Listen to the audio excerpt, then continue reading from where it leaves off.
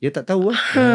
So sayang, you bayar mahal-mahal, you let the moment go macam tu saja hanya kerana nak DIY. So saya bukan marah tau. Saya rasa rugi.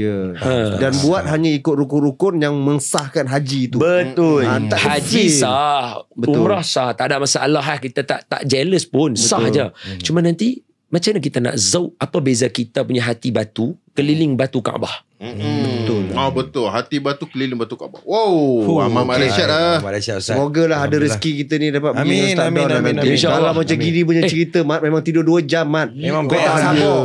Tidur 2 jam, bangun, pergi sambung lagi. Kita sama-sama lah doa supaya. Saya bawa kawan-kawan sekolah saya ikut saya. Saya bagi semua jemaah naik atas dah semua tidur pukul 10 malam. Saya WhatsApp geng-geng saya. Weh, 1 pagi turun dengan aku. So mereka semua turun. Saya duduk tunggu mereka lambat. Saya tidur. Mereka cari saya duduk selimut tidur. Lepas tu mereka semua turun, saya bangun.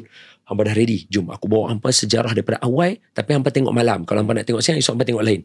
Aku bawa hampa malam ni. So saya bawa daripada hujung, pusing keliling Kaabah tu sampai ke jauh, sampai Masjid Jin ke belakang. Jauh. Jauh dapat pergi jauh tu.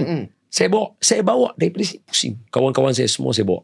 Tapi best lah. ni special terima lah. Janganlah pula kata macam syok Adul pi boleh dah nak macam mana kita kawan. Amin. Janganlah marah. Janganlah kata kami jemaah pun nak buat hati lah. Semoga Pak Dul ni dapat pergi Tim Mahabatin kan. Amin.